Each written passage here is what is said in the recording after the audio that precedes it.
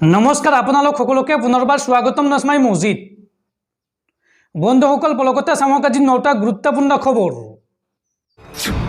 প্ৰথমটো খবৰ, নাগৰিকত্ব সংশোধনী আইন চমুকৈ কা সন্দৰ্ভত উচ্চতম ন্যায়ালয়ত শুনানি।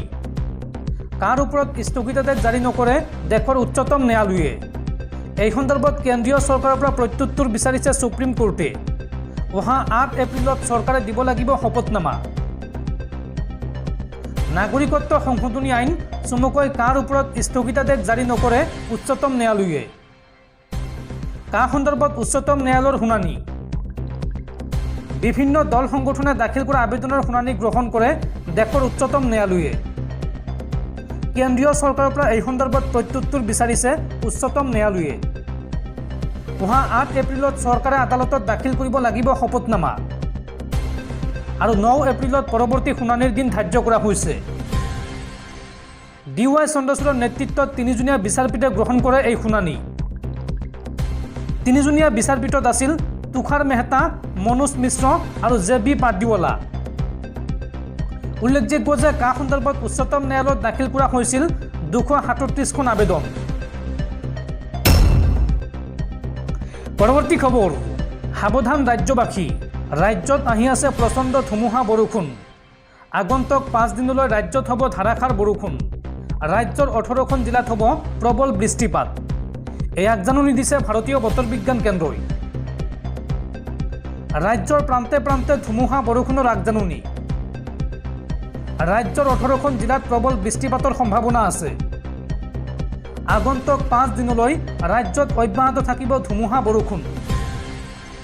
ৰাজ্যৰ কোন কোন জিলাত বৰষুণ হ'ব পাৰে চাওঁ আহক।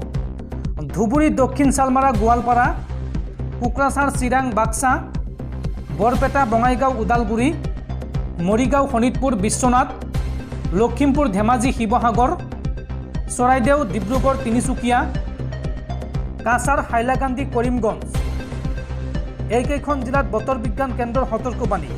অৰ্থাৎ আগন্তুক 5 দিনলৈ এইকেইখন জিলাত প্ৰবল বৃষ্টিপাতৰ সম্ভাৱনা আছে। পৰৱৰ্তী খবৰ, ৰাজ্যৰ লাখ লাখ ইছলাম ধৰ্মাৱলম্বী লোকলৈ ডাঙৰ খবৰ। কেন্দ্ৰীয় হিলাল কমিটি অসমে ঘোষণা কৰিলে ফিতৰাৰ পৰিমাণ। ইছলাম ধৰ্মাৱলম্বী লোকলৈ ডাঙৰ খবৰ। ৰমজান মাহত ইছলাম ধৰ্মাৱলম্বী লোকলৈ আহিছে ডাঙৰ খবৰ। পবিত্ৰ ৰমজান মাহত হিলাল কমিটিৰ বিশেষ ঘোষণা। কেন্দ্ৰীয় হিলাল কমিটি অসমে ঘোষণা কৰিলে ফিতৰাৰ পৰিমাণ। 65 টকা ফিতৰাৰ পৰিমাণ ধাৰ্য কৰিছে হিলাল কমিটিয়ে।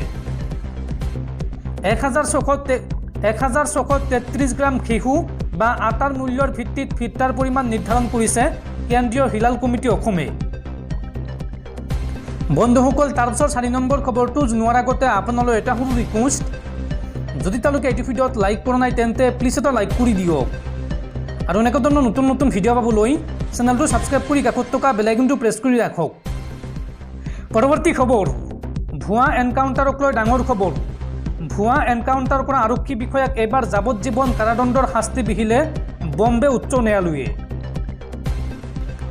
দেশত বৰ্ধিত এনকাউণ্টাৰ কাণ্ডৰ সময়তে আজি এক ঐতিহাসিক ৰায় প্ৰদান কৰি নজিৰ সৃষ্টি কৰিছে বম্বে উচ্চ ন্যায়ালয়ে।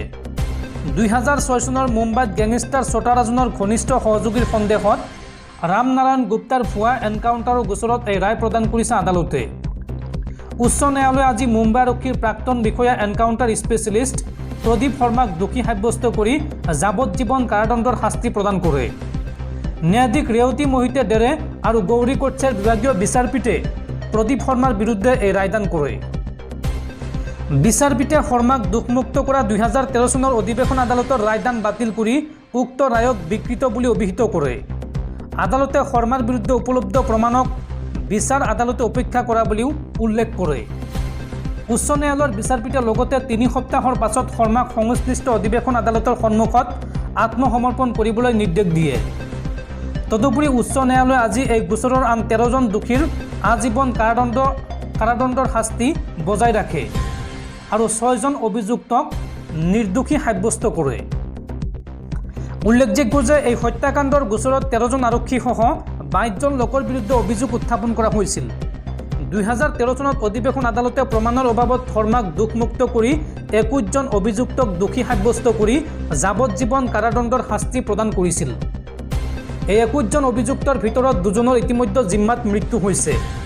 অভিযুক্তই তেওঁলোকৰ দোষী সাব্যস্ত হোৱাৰ প্ৰত্যাহ্বান জনাই উচ্চ ন্যায়ালয়ত আবেদন দাখিল কৰাৰ বিপৰীতে ভুক্তভোগীৰ ভাতৃ ৰামপ্ৰসাদ গুপ্তাই শৰ্মাৰ দোষমুক্ত ঘোষণা কৰা ৰায়ৰ বিৰুদ্ধে আবেদন দাখিল কৰিছিল। পৰৱৰ্তী খবৰ, এইবাৰ নিৰ্বাচনত বিজেপিক ভোট দিব মুছলমানে। 2024 লোকসভা নিৰ্বাচনত ৰাজ্যৰ 40 লাখ খিলঞ্জীয়া মুছলমানে ভোট দিব বিজেপিক। সংবাদমেল পাতি মুছলমানক বিজেপিক ভোট দিবলৈ আহ্বান অসম গৰিয়া পৰিষদৰ। 2024 লোকসভা নিৰ্বাচনত ৰাজ্যৰ 40 লাখ খিলঞ্জীয়া মুছলমানে ভোট দিব বিজেপিক। সংবাদমেল পাতি এই কথা ঘোষণা কৰিলে অসম গৰিয়া পৰিষদে। 24 বছৰ আগতে মুছলমানে দেখা সপোন বিজেপি আজি পূৰণ কৰিলে, এই মন্তব্য অসম গৰিয়া পৰিষদৰ। অসম গৰিয়া পৰিষদে লগতে কয় যে 40 লাখ খিলঞ্জীয়া মুছলমানক বিজেপিয়ে পোহৰৰ চাকি দিলে। বিজেপিৰ এই বদান্যতাৰ বাবে 40 লাখ খিলঞ্জীয়া মুছলমানে 2024 নিৰ্বাচনত বিজেপিক সহায় কৰিব। বিজেপিক ভোট নিদিলে খিলঞ্জীয়া মুছলমানৰ বহু কাম আধৰুৱা হৈ ৰ'ব। গৰিয়া মৰিয়া দেখি ছয়দ আৰু জলহা খিলঞ্জীয়াৰ স্বীকৃতি দিলে বিজেপি চৰকাৰে। এই 5টা জনগোষ্ঠীক খিলঞ্জীয়াৰ আঁতৰলৈ আনিছে মুখ্যমন্ত্ৰী হিমন্ত বিশ্ব শৰ্মাই। স্বাধীনতাৰ 70 বছৰে কোনেও এই কথা চিন্তা কৰা নাছিল। ঈদগাহ কমিটি, মছজিদ কমিটি, কবৰস্থান কমিটিলৈ বিজেপিক ভোট দিবলৈ আহ্বান। সংবাদমেল পাতি এই কথা ঘোষণা অসম গৰিয়া পৰিষদৰ। পৰৱৰ্তী খবৰ, শিলচৰ NITত যক্ষ্মাৰ আতংক। একেলগে 11গৰাকী শিক্ষাৰ্থী আক্ৰান্ত হৈছে যক্ষ্মাত। তেওঁলোকক ততাতৈয়াকৈ ভৰ্তি কৰোৱা হৈছে চিকিৎসালয়ত, আৰু তাৰ পিছতে ভয়ত পলাইছে বহু শিক্ষাৰ্থী। শিলচৰ NITত যক্ষ্মা ৰোগৰ আতংক। ইতিমধ্যে 2 সহস্ৰাধিক শিক্ষাৰ্থী থকা উচ্চ প্ৰযুক্তিৰ প্ৰতিষ্ঠানটোত বহু ছাত্ৰ যোৱা প্ৰায় এমাহ ধৰি কাহ, জ্বৰ আদি ৰোগত ভুগি থকাৰ মাজতে কালি 11জনকৈ শিক্ষাৰ্থী যক্ষ্মাত আক্ৰান্ত বুলি চিনাক্ত কৰাৰ পিছতেই হাহাকাৰ পৰিস্থিতিৰ সৃষ্টি হৈছে NIT চৌহদত। কিয়নো যক্ষ্মাক সংক্ৰামক ৰোগ হিচাপেই সকলোৱে গণ্য কৰে, আৰু ইয়াৰ কোনো প্ৰতিৰোধক ভেকচিনো দীৰ্ঘদিন ধৰি অসমত উপলব্ধ হোৱা নাই। জানিব পৰা মতে NIT কৰ্তৃপক্ষই প্ৰথম অৱস্থাত শিক্ষাৰ্থীসকলৰ মাজত আৰম্ভ হোৱা জ্বৰ, কাহক ঋতুজনিত ভাইৰেল ৰোগ বুলি অৱহেলা কৰি চলাৰ বাবে বহু শিক্ষাৰ্থী ইতিমধ্যে যক্ষ্মাত আক্ৰান্ত হোৱাৰ সন্দেহ কৰা হৈছে। কালিলৈকে ইয়াৰে 11গৰাকীক চিকিৎসালয়ত ভৰ্তি কৰাৰ লগতে NIT ছাত্ৰাবাসত হোৱাৰ সৃষ্টি হয়।